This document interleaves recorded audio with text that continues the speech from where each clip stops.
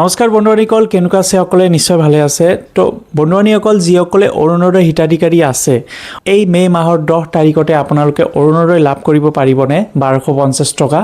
All অসমৰ 40 লাখ মহিলাই অৰুণোদয় হিতাধিকাৰী আছে এতিয়ালৈকে। তো বহুতে মোক কমেণ্ট কৰি আছে যে দাদা আমি এই মাহৰ টকাটো পামনে? এই 10 মে তাৰিখতে টকাটো দিবনে?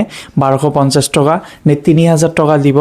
আৰু বহুতে কমেণ্ট কৰি আছে যে দাদা আমি অৰুণোদয় এপ্লাই কৰিব বিচাৰো, তো কেতিয়া এপ্লাই কৰিম, কি ডকুমেণ্ট লাগিব, সকলোখিনি ডিটেইলছ আপোনালোকে এই ভিডিঅ'টোৰ জৰিয়তে গম পাই যাব। তো ভিডিঅ'টো সম্পূৰ্ণ ভালদৰে চাব আৰু যিসকলে নতুন চেনেলটোত আহিছে আপোনালোকে ছাবস্ক্ৰাইব কৰি বেল আইকনটো প্ৰেছ কৰি দিব।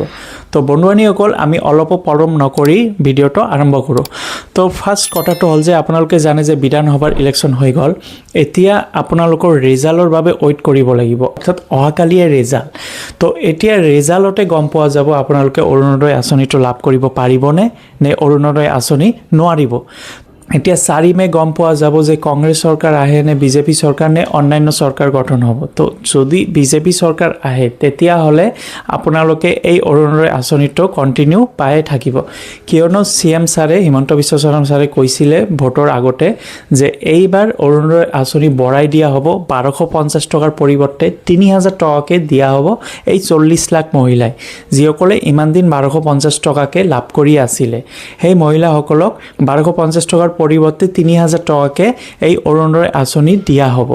বিজেপি চৰকাৰ যদি 4 মে তাৰিখে আহে তেতিয়া কেবিনেট মিটিং হ'ব।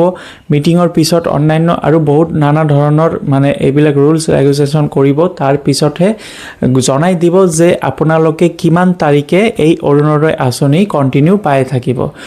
এইবাৰ 10 মে তাৰিখে আপোনালোকে এই অৰুণোদয় আঁচনি টকাখিনি নাপায়, কিয়নো 4 মে তাৰিখে ৰিজাল্ট দিব।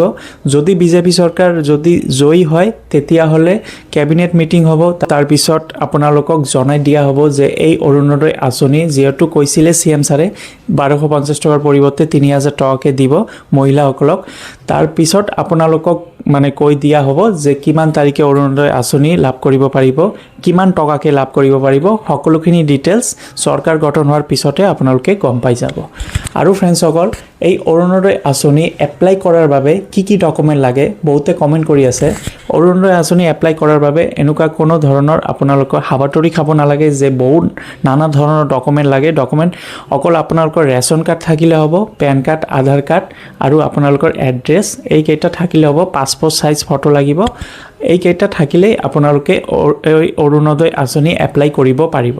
এতিয়া অৰুণোদয় আঁচনি কোনো ধৰণৰ এপ্লাই আৰম্ভ হোৱা নাই, কিয়নো আপোনালোকে জানে যেতিয়ালৈকে ৰিজাল্ট নহয়, যেতিয়ালৈকে চৰকাৰ গঠন নহয়, এপ্লাই কৰিব নোৱাৰে।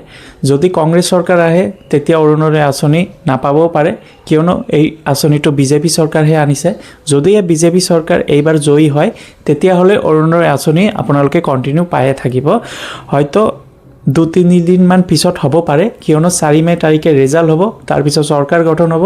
তাৰপিছতে আপোনালোকক জনাই দিয়া হ'ব যে অৰুণোদয় আঁচনিটো কিমান তাৰিখৰ পৰা আপোনালোকে লাভ কৰিব। টোটাল অল অসমৰ 40 লাখ মহিলাই এই অৰুণোদয় আঁচনি হিতাধিকাৰী হৈ আছে বৰ্তমান। এই 40 লাখ মহিলাকে 1250 টকাৰ পৰিৱৰ্তে 3000 টকাকৈ প্ৰতি মাহিলী অৰুণোদয় আঁচনি দিয়া হ'ব। CM ছাৰে এইটো ভোটৰ আগতে এনাউন্সমেণ্ট কৰিছিলে যে সকলো মহিলাকে 1250 টকাৰ পৰিৱৰ্তে 3000 টকাকৈ দিয়া হ'ব, আৰু যিসকলে এপ্লাই কৰা নাই সিহঁতেও এপ্লাই কৰিব পাৰিব। তো ফ্ৰেণ্ডছসকল, আপোনালোকে এতিয়া কনফিউশ্যন ক্লিয়াৰ হৈ গৈছে যে অৰুণোদয় আঁচনি লৈ আপোনালোকে চিন্তা কৰিব নালাগে। এই মাহৰ 10 মে তাৰিখে আপোনালোকে অৰুণোদয় আঁচনি টকাখিনি নাপায়, পিছত পাব। হয়তো 25 তাৰিখ হ'ব পাৰে, 30 তাৰিখ, কেবিনেট মিটিং হোৱাৰ পিছতহে আপোনালোকক জনাই দিয়া হ'ব যে অৰুণোদয় আঁচনি কিমান তাৰিখে লাভ কৰিব পাৰিব। তো ফ্ৰেণ্ডছসকল, ভিডিঅ'টো যদি ভাল লাগে লাইক কৰি দিব, নিজৰ বন্ধু বান্ধৱীসকলক শ্বেয়াৰ কৰি দিব। ধন্যবাদ।